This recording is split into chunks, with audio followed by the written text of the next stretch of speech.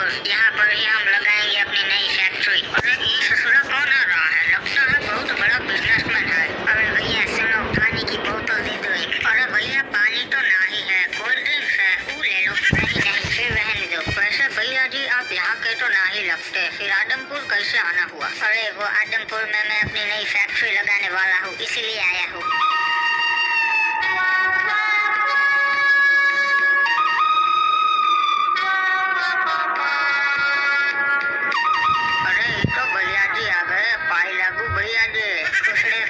और ये तो कोबरा खड़ा है। कैसा है कोबरे? अरे ठीक हूँ भैया जी। तो फिर ठीक है। अरे भैया जी मारे क्यों हमको? अरे तेरी शक्ल पसंद नहीं आई मुझे, इसलिए मारा। सही किया ना मैंने? क्या बोलते हो गाँव वालों? अरे भैया जी आप थोड़ी कभी गलत कर सकते हो। हाँ ये बात तो तुम पते की कहे। और सड़ो अब हम सड़ते हैं। अरे ये सब नुबड़े कौन थे? अरे जुबान संभाल के, अगर कोई सुन लेगा तो तुम्हें वन टैप मार देगा। ठीक है, पर ये थे कौन और तुम पे जुल्म क्यों कर रहे थे? अरे ये काले कच्चे वाले आदम डाकू के आदमी है। अरे अब ये आदम डाकू कौन है? अरे ससुरा तुम आदमपुर में फैक्ट्री लगा रहे हो और आदम डाकू को नहीं जानते? नहीं यार मैं नहीं जानता, तुम बताओ उसके बारे में। ठीक है हम तुमका पूरा इतिहास बताते हैं। आदम पहले डाकू नहीं था, वो एक आम कैरेक्टर था। फिर एक दिन नदी किनारे उसके साथ ये हुआ। भाई वो देखो, वो तो आदम आ रहा है। आज फिर से इसकी क्लास लेंगे। अरे यार मैं जब भी नदी किनारे आता हूँ ये नुबड़े यहीं खड़े होते हैं। अरे छोटू देख तो ये हल्का हो रिया से के इधर। ये जगह अच्छी लगती है, यहाँ पर मैं अपना काम करके निकल जाऊंगा। भाई नुबड़े तुझे कितनी बार मना किया है कि नदी किनारे मत आया कर, फिर पे क्यों आता है? अरे मेरी भी मजबूरी है भाई, क्या करूँ। नुबड़े निकल यहाँ से। आज के बाद अगर मुझे तू यहाँ दिख गया ना तो नुबड़े बहुत मारूंगा। अरे भैया जी अगर मैं नदी किनारे ना आऊँ तो फिर कहाँ जाऊँ, आप ही बताइए। नुबड़े एक कमोड लेके ये सब चीजें घर पे किया करना। अरे ये तो उस बेचारे के साथ बहुत गलत किया उन लोगों ने। हाँ पर उस चीज को आदम ने पॉजिटिव लिया और कमोड लेने के लिए निकल लिया।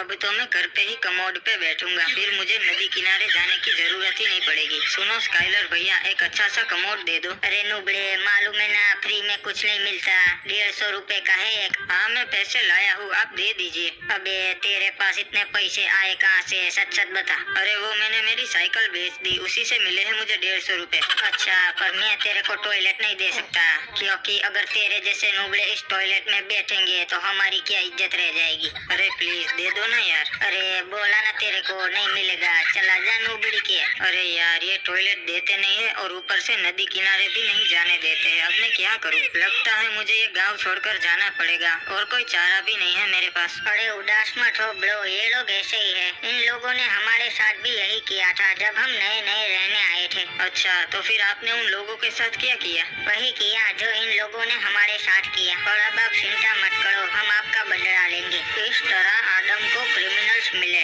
वो तो मैं समझ गया, पर मुझे ये जानना है कि उन लोगों ने अपना बदला कैसे लिया। और फिर वो चालाक चिमकांडी क्रिमिनल चुपके से गाँव वालों के घर में घुसा और उनके कमोड में बम लगा दिया। साले ने एक भी कमोड को नहीं बख्शा, बारी बारी सभी कमोड में बम लगा दिया। ओह फिर क्या हुआ भैया जी? फिर क्रिमिनल का काम खत्म हो गया और बम ने अपना काम कर दिया।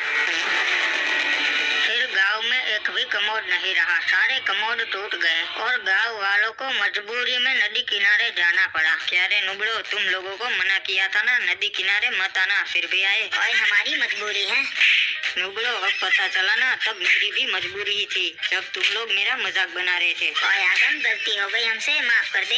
अब हो गया ना आपका बदला पूरा, तो हम सड़ते हैं। नहीं अभी भी एक काम बाकी है, मुझे स्काइलर से अपना बदला लेना है। उसने मुझे एक भी टॉयलेट नहीं दिया था ना, तो अब मैं उसके सारे टॉयलेट छीन लूंगा। मतलब डाका डालना है, डाकू बनोगे आप? हाँ आदम बन के तो मैं अपना हक नहीं ले पाया, पर अब आदम डाकू बन के ही सही। पर यार एक दिक्कत है, तुम शक्ल से तो कस्से बेचने वाले लगते हो, पर कोई ना मैं तुम्हें डाकू वाला लुक दे दूंगा। सच में अब मैं डाकू लग रहा हूँ क्या? हाँ अब लग रहे हो तुम सारा डाकू, समझे? इस तरीके से आदम का नाम पड़ा काले कच्चे वाला डाकू।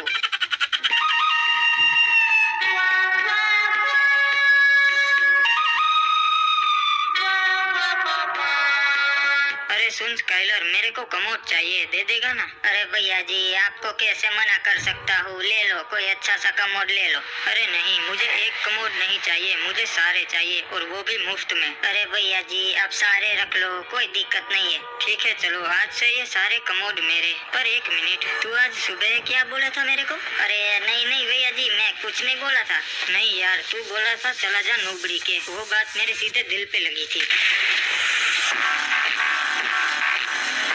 साला तुम तो सच में डाकू बन गए। हाँ, शुरू तो हम मजबूरी में किए थे, पर अब मजा आने लगा है। अरे उसने स्काइलर को मार दिया, फिर भी उसको किसी ने नहीं रोका? अरे नहीं, फिर तुरंत ही पुलिस वाले गए थे उसके अड्डे पे उसे पकड़ने। अरे आइए आइए इंस्पेक्टर साहब, बताइए कैसे आना हुआ? जी वारंट निकला है आडम तुम्हारे नाम का, सरेंडर कर दो तो अच्छा है। इंस्पेक्टर साहब, मैं सीधी मेन बात पर आता हूँ। आदम डाकू को बेगुनाह साबित करने का कितना लोगे? स्काइलर के क्रिमिनल रिकॉर्ड्स तो रहे हैं, तो उसे मैं गुनहगार साबित कर दूंगा, पर बदले में एक कमोड दे दो, क्योंकि तुम तो जानते ही हो गांव में कमोड की कितनी शॉर्टेज चल रही है। ठीक है साहब, कमोड मिल जाएगा आपको। और मैं क्या बोलता हूँ साहब, हमारे साथ हाथ मिला लो, आपको हर महीने एक नया कमोड मिल जाएगा। ठीक है आडम डाकू, मुझे मंजूर है। तो क्रिमिनल गांव में ऐलान कर दे कि जो भी कमोड बेचेगा उसे हम ठिकाने लगा देंगे, और अगर कमोड चाहिए तो आदम डाकू से ही खरीदना पड़ेगा। और इस तरीके से आदम डाकू ने कमोड के धंधे में अपना दबदबा बना लिया। अच्छा, पर यार किसी ने हिम्मत नहीं की आदम के एरिया में कमोड बेचने की? और कोई सोच भी नहीं सकता था, क्योंकि आदम के आदमी हर एरिया में तैनात होते थे, और जो भी गाड़ी उसके एरिया में से जाती थी उस गाड़ी की बराबरी से चेकिंग की जाती थी कि उस गाड़ी में कमोड तो नहीं। और एक चालाक चिमकांडी बिजनेसमैन था जिसने पानी के रास्ते से कमोड स्मगल करने की कोशिश की, पर वो कोशिश ही रह गई, क्योंकि पुलिस वालों ने आदम को इंफॉर्मेशन दे दी थी कि उसके एरिया में एक जहाज आ रहा है जिसमें कमोड है। फिर जैसे ही वो जहाज आदम के एरिया में दाखिल हुआ, आदम ने वो जहाज ही उड़वा दिया। और फिर आदम बोला कि ये मेरा एरिया है और मेरे एरिया में कमोड लेके कोई एंट्रेंस नहीं कर सकता। और फिर आदम ने उस बिजनेसमैन को पकड़ लिया। देखो गाँव वालों, इस बंदे ने हमारे एरिया में कमोड बेचने की कोशिश की थी, और देखो आज इसका क्या असर हुआ। और अब से जो भी हमारे एरिया में कमोड बेचेगा उसका यही अंजाम होगा। तो ये स्टोरी है आदम डाकू की, और उस दिन के बाद से किसी ने इस एरिया में कमोड बेचने की कोशिश नहीं की है। वैसे साहब, आप यहाँ किसकी फैक्ट्री लगाने आए हो?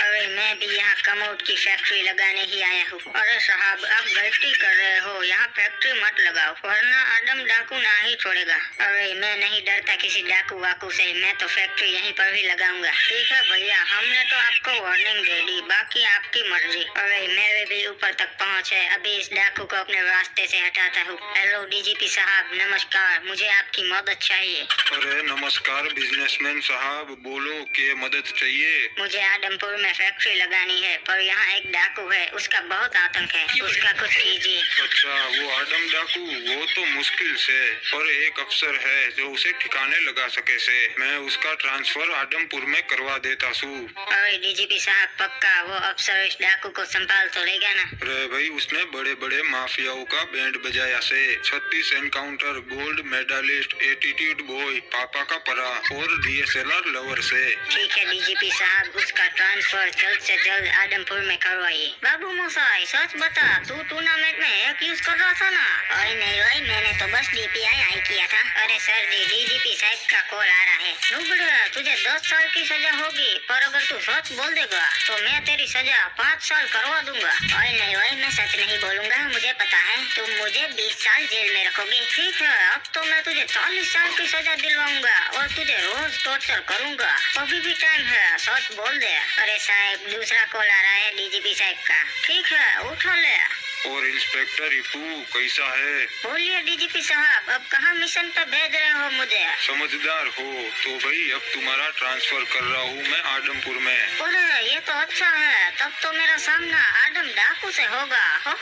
हाँ, और रिपू, थारा टोलकपुर में कोई केस तो पेंडिंग नहीं से ना? एक एकड़ का केस है डीजीपी साहब, वो तो अभी सोल्व हो जाएगा। ठीक से वो केस खत्म करके आदमपुर के लिए रवाना हो जाना, तुम्हारी वहाँ जरूरत से। ठीक से, रखता हूँ। चल भाई हैकर, मेरा ट्रांसफर हो गया है और मुझे केस खत्म करना है, अब तू जा सकता है।